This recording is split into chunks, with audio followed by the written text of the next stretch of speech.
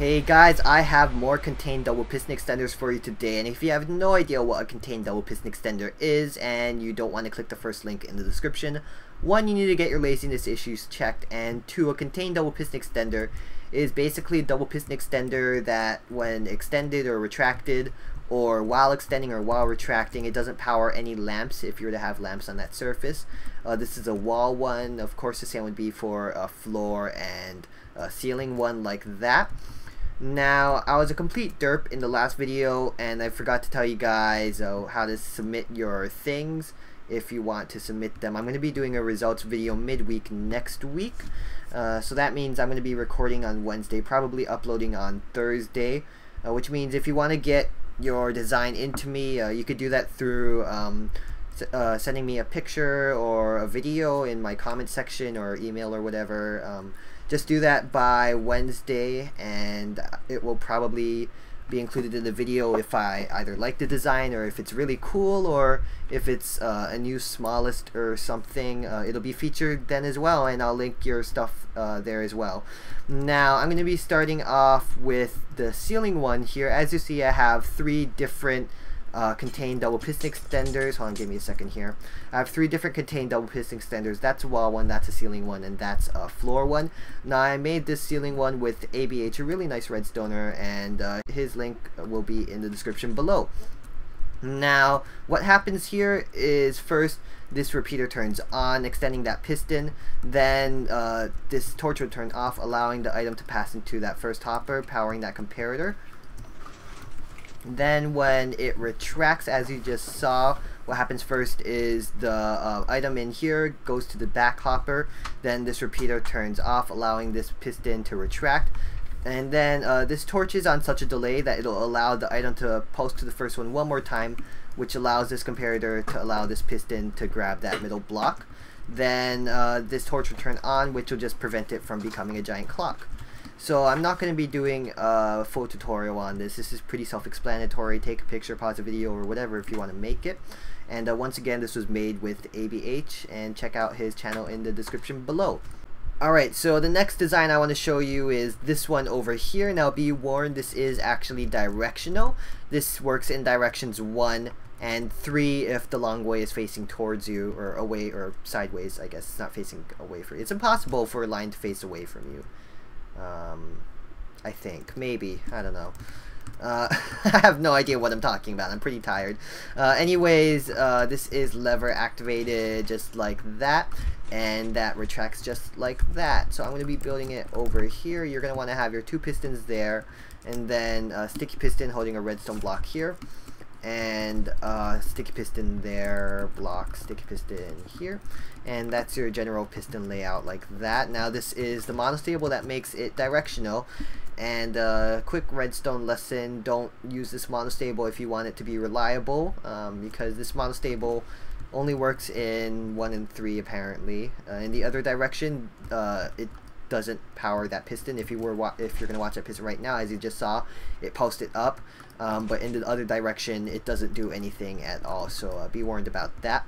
Now over here, have a dust there, and then before I place the torch there, I'm gonna need an immovable block.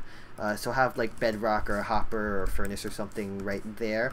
And the reason why is, as you see here, this torch is powering that sticky piston, but we don't want it to touch the redstone lamp, otherwise it'll retract it and bad things will happen. So make sure you have an immovable block there so this piston will not be able to do its thing. Now on this side, you're going to run a repeater on 3, block, and then you're going to want to have this weird channel thing like that. Have 2 dust there, 2 dust there. We'll fix that in a bit. Have a repeater on 2 there, and a repeater on 3 there, and a repeater on 3 to lock that. Now to fix it, oh damn it, I broke that bedrock. So that and that. It's not too hard to fix. Oh damn it. Yeah, it might be a little bit hard to fix if you have no idea what you're doing. So there we go, and there we go. Get rid of that.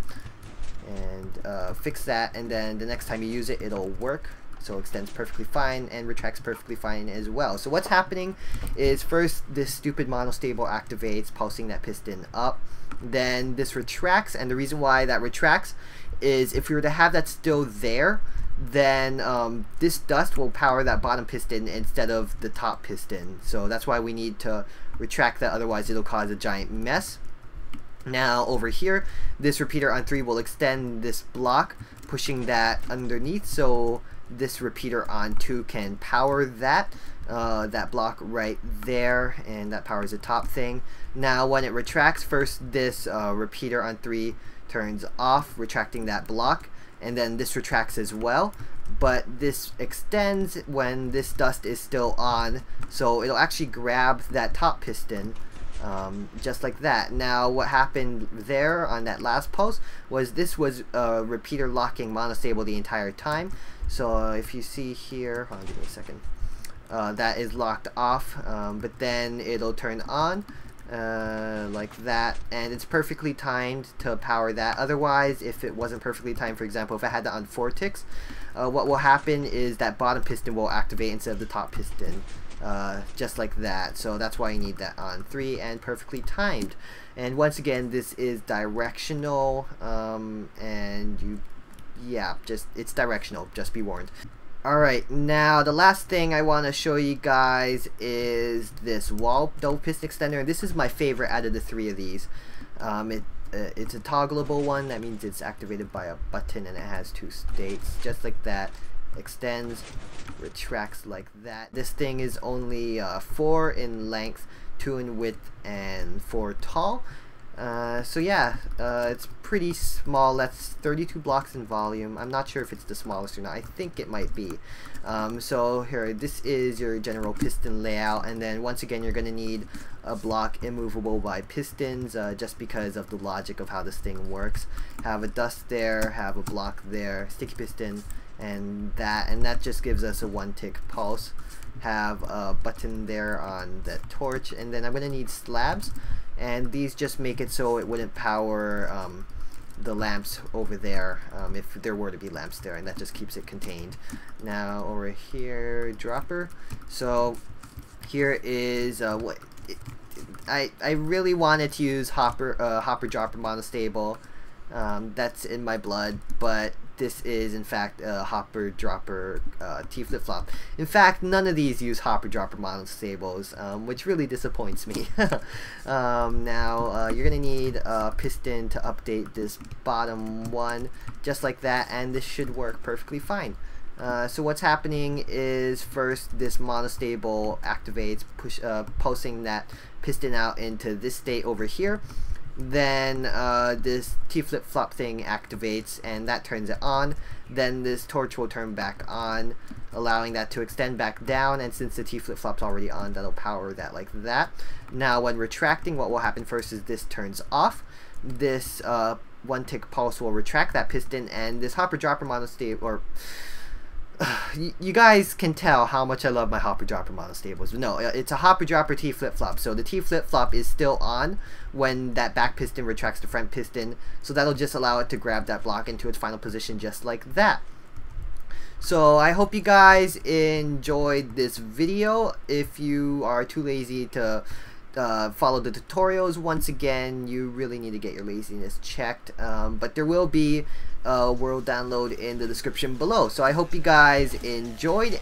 Check out all the links in the description for ABH's channel and the previous video if you want to see that. And until next time, I guess, goodbye.